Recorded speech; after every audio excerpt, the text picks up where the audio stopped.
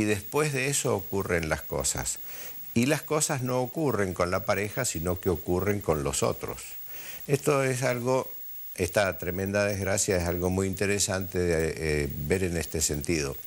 Muy frecuentemente en los comportamientos psicopatológicos lo que hay es también un lenguaje, un mensaje, que es un mensaje o un lenguaje establecido entre él y la pareja donde el daño se le produce a otro para castigar a la persona, para someterla a un sufrimiento permanente, porque si uno se imagina la catástrofe que significa para esta familia la muerte de un chico que no tiene absolutamente nada que ver y en una total desprotección, el conflicto interno que esto va a acarrear después, posteriormente.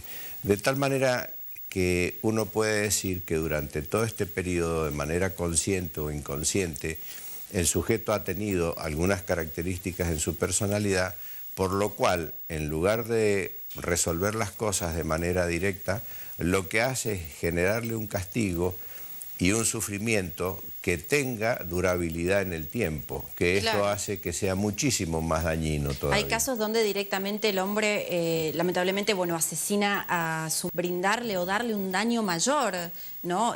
Provocando la muerte de seres tan cercanos, familiares tan cercanos, ¿no? Benigno. Exactamente, y a toda su familia, ¿no? Porque esto, ¿qué significa luego para la familia? Haya o no condena, independientemente de esto, porque estas situaciones generan muchísimo rencor, muchísima bronca en el interior de las personas. Y esa bronca es ciega y se empieza a descargar de unos contra otros, de tal manera que van a necesitar un buen tratamiento de contención toda la familia para poder encauzar una tragedia de estos niveles, y aún así no sabemos cuál será la evolución. Benigno, ¿cómo se llega a esta violencia extrema, a este estado mental, teniendo en cuenta que este hombre había sido ya sometido a exámenes psiquiátricos el año pasado, exámenes que generalmente le realizan a la policía? No con frecuencia, que eso después será otra pregunta, si un policía debería tener controles mensualmente o más seguidos. Este hombre el año pasado se sometió a un estudio psiquiátrico. Digo, ¿puede con los meses cambiar, incidir hasta llegar a este estado que estamos viendo actualmente? Sí, puede ser. Lo que hay que pensar es que los estudios psiquiátricos no significan infalibilidad. Lo que se puede establecer es algunas cosas como parámetros de descontrol, pero la vida humana se hace día a día y lo que la persona tiene como respuesta frente a los acontecimientos puede haberse dado a posteriori de ese examen psiquiátrico. Esto me parece que también hace o permite reflexionar sobre que hacer exámenes de manera constante y permanente es probable que no resuelva las cosas, y someter a unos inmensos gastos que tampoco van a dar resultado, no tiene mucho sentido. ¿Por qué? Porque si uno lo analiza, bueno, se sabía o no si había examen psiquiátrico, ahora se sabe que sí, claro, que hubo examen. ¿De qué sirvió? De poco, porque en realidad, más allá de la vida de relación que hayan tenido en esta pareja, evidentemente hay un componente de personalidad en este hombre que hace que gran parte de los acontecimientos no tengan mucho que ver con lo que pasaba con la pareja, sino que tiene que ver con su propia personalidad. Porque él ha tenido un tiempo para elaborar mal las cosas, y esa mala elaboración de las cosas ha derivado en muerte de personas absolutamente inocentes. totalmente. ¿Y entonces no se puede prevenir llegar a un estado de estas características? ¿Cuál sería la forma, no? En algunos casos sí, si media alguna patología clara, pero en otros casos no es tan sencillo, porque en realidad lo que aquí muestra este caso, como el que hubo en Palmares, es que en realidad es muchísimo más difícil terminar un vínculo que iniciar un vínculo. Claro. Disolver una relación emocional es extremadamente compleja e inclusive es más riesgosa que iniciar una relación emocional.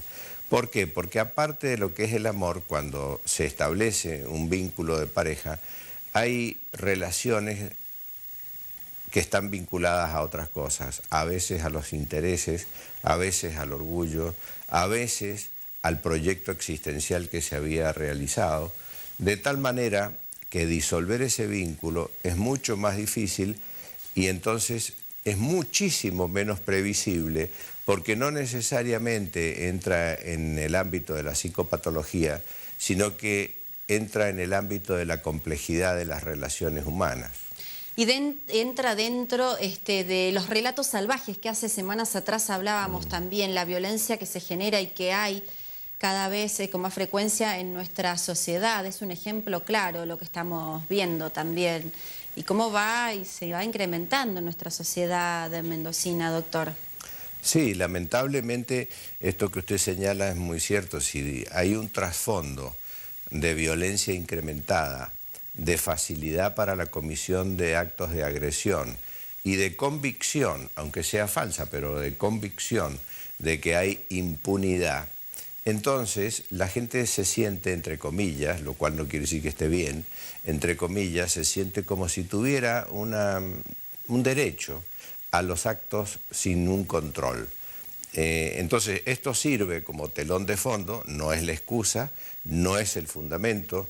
Yo creo que en este caso concreto lo que hay es un vínculo conflictuado, no sé si roto, pero conflictuado por lo menos, y una personalidad que está dispuesta a dar un escarmiento, dicho entre comillas, por desgracia, sea como sea y de la manera más rotunda posible, lo cual desplaza la patología hacia el ámbito de la personalidad. Ser policía es una profesión difícil. ¿Usted atribuye también que el hombre ha llegado a este estado también por la presión que ejerce o por la presión que él tiene día a día? Él era auxiliar, hace 11 años que estaba como auxiliar, cobrando un sueldo como auxiliar y viendo lo que se ve día a día en la calle. Digo, ¿influye muchas veces o esto usted como profesional lo ve más que nada como una cuestión personal y un conflicto familiar? Yo creo que la carga está en la problemática personal, en la problemática emocional. Todas las demás cosas, como lo que hemos dicho de la inseguridad general de la población, como las características de cada una de las profesiones, juegan algún papel, inevitablemente juegan algún papel. Obviamente que las instituciones militarizadas están sometidas a una rigurosidad en el trato y una rigidez en el modo de procedimiento que a veces puede enganchar de manera perfecta con una personalidad muy soberbia y entonces esto no hace nada más que aceitar el mecanismo para que la personalidad soberbia entre en funcionamiento. Pero es un telón de fondo, yo no lo pondría como una relación de causa-efecto directa. Doctor Benigno Gutiérrez, muchas gracias por haber venido a nuestro piso, por explicarnos esta situación. Y siempre le consultamos sobre los temas psiquiátricos sobre todo. Gracias. Gracias a ustedes. Argentina en Noticias. El encuentro con el Papa fue con mucha cordialidad y naturalidad. Así definió la presidenta Cristina